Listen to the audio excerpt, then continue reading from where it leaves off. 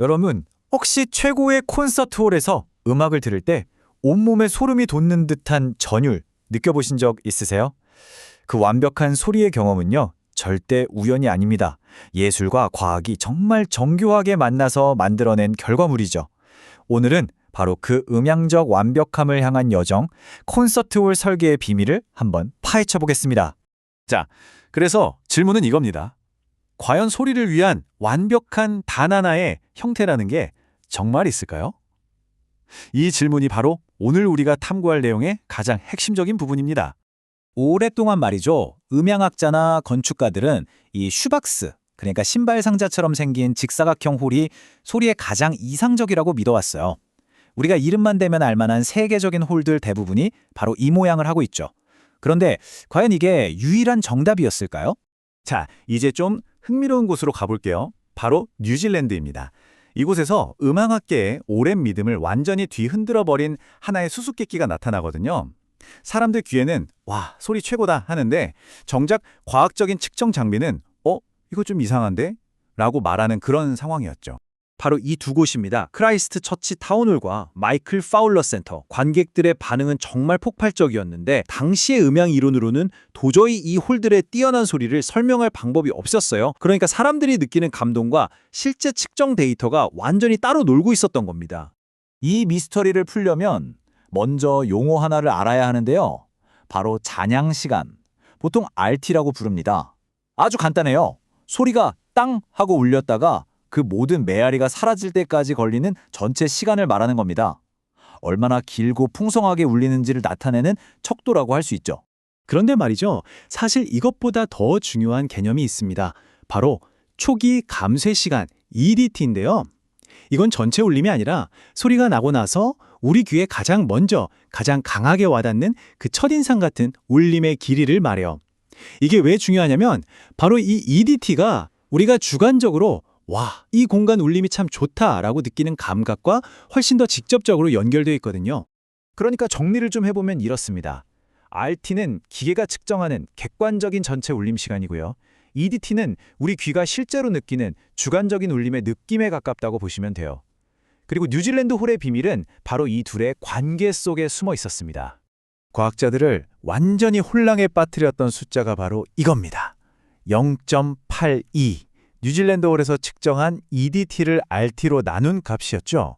이게 무슨 뜻이냐면요. 사람들의 귀는 아주 풍성한 울림을 느끼는데 정작 그 울림의 핵심인 초기 잔향인 EDT는 전체 물리적 잔향인 RT보다 훨씬 짧았다는 거예요. 이론과 현실이 완전히 어긋나 버린 거죠. 그리고 마침내 아하 하는 깨달음의 순간이 찾아옵니다. 홀의 설계가 잘못된 게 아니었던 거예요. 그 소리를 예측하던 과학적인 공식이 현실을 제대로 담아내지 못하고 있었던 겁니다. 변화는 놀라울 정도로 간단했습니다. 원래 예측 공식에는 객관적인 지표인 잔향 시간 RT를 썼거든요. 근데 그걸 빼고 우리 귀가 느끼는 것과 더 가까운 초기 감쇄 시간 EDT를 그 자리에 대신 넣어본 거예요. 그랬더니 와, 예측값이 실제 측정치랑 거의 완벽하게 들어맞기 시작한 겁니다. 이건 정말 음향학의 패러다임을 바꾼 엄청난 발견이었습니다. 자, 이렇게 EDT가 얼마나 중요한지 알게 됐잖아요. 이 새로운 이해는 훨씬 더 과감하고 혁신적인 설계로 이어집니다. 무대를 옮겨볼까요? 이번엔 캘리포니아의 세거스트럼 홀입니다. 이 홀은요, 기존의 상식을 그냥 다 깨부셔요. 평면부터가 좌우가 다른 비대칭이고요. 객석은 마치 포도밭처럼 여러 구역으로 나뉘어 있죠. 심지어 벽은 소리 반사를 의도적으로 조절하기 위해서 안쪽으로 기울어져 있기까지 합니다. 그야말로 규칙 파괴저였죠. 자, 한번 보시죠. 이게 바로 그 세거스트롬 홀의 내부입니다. 우리가 봤던 전통적인 슈박스 홀과는 완전히 다른 모습이죠.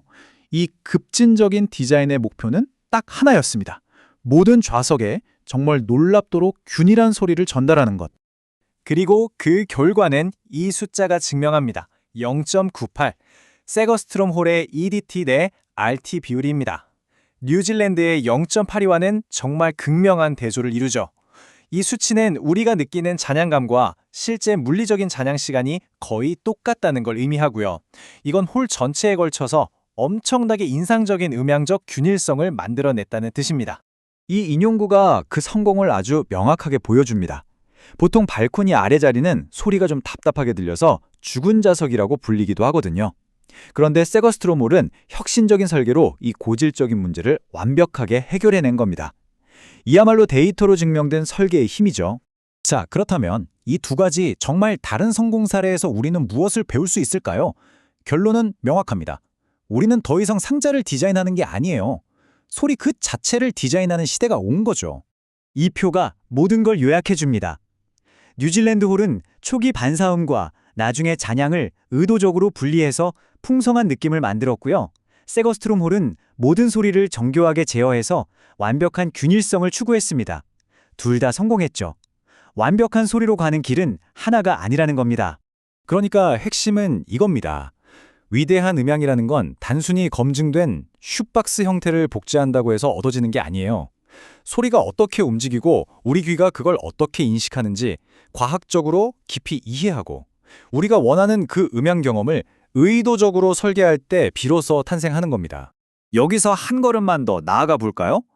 소리의 경험을 이렇게 정교하게 설계할 수 있다면 미래의 건축은 빛이나 온도, 공감감 같은 또 다른 인간의 감각들을 어떻게 디자인하게 될까요?